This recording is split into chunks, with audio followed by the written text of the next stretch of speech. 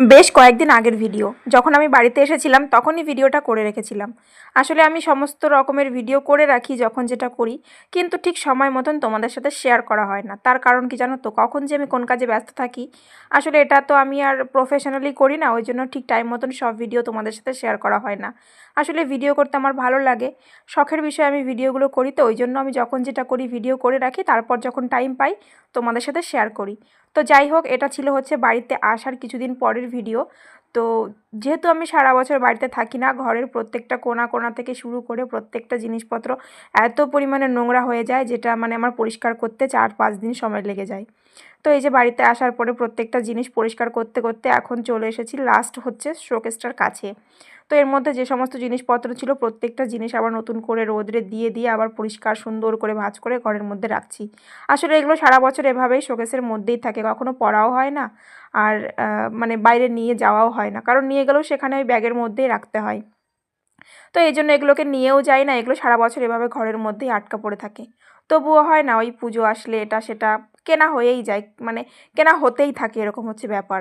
আর বিশেষ করে আমাদের বাড়ি থেকে এত পরিমাণে জামা কিনে দেয় তোমাদের দাদাভাইকে, সেটা আমি বলে বোঝাতে পারবো না। মানে বাড়িতে গেলেই একটা করে কিনে দেয়, আমি বলি এত কেন দেওয়ার দরকার।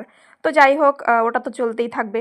তো এদিকে আমি দেখো ঘর ঠর পরিষ্কার করে নিচ্ছি, শোকেসটাও পরিষ্কার করে নিচ্ছি। আসলে যখন আমরা বাড়িতে এসেছিলাম তখন কিন্তু বেশ একটু ঠান্ডা ছিল।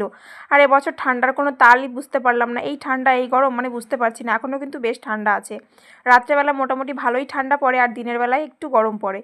তো যাই হোক, এখন হচ্ছে যে ওয়েদারটা চলছে এটা হচ্ছে একদম তোমার সেই শরীর খারাপের ওয়েদার। তো যাই হোক, এরপরে দেখো আমি বসে গেছি এক গাদা শাড়ি নিয়ে। আর তোমরা আমাকে খুব কম ভিডিওতে শাড়িতে মানে শাড়ি পরে দেখেছো।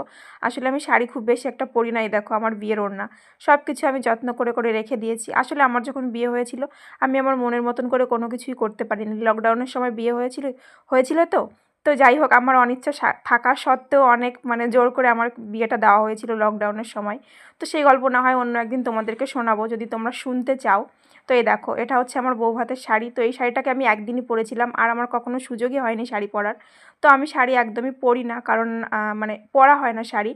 মানে আমার বর একদমই শাড়ি পরা পছন্দ করে না, আমি যখনই শাড়ি পরতে যাই তখনই সে আমার সঙ্গে মানে ঝামেলা শুরু করে দেয়। তো এই কারণে আমার শাড়ি পরা হয় না। আমি শাড়ি পরি না এর মানে এরকমটা না যে আমার কাছে শাড়ি নেই, আমার কাছে কিন্তু অনেক শাড়ি আছে, কিন্তু আমার পরাই হয় না। কখনো কখনো যদি তোমরা আমাকে শাড়ি পরে দেখে থাকো, তো সেটা মানে আমি জোর করে পরি একদম, কি বলবো।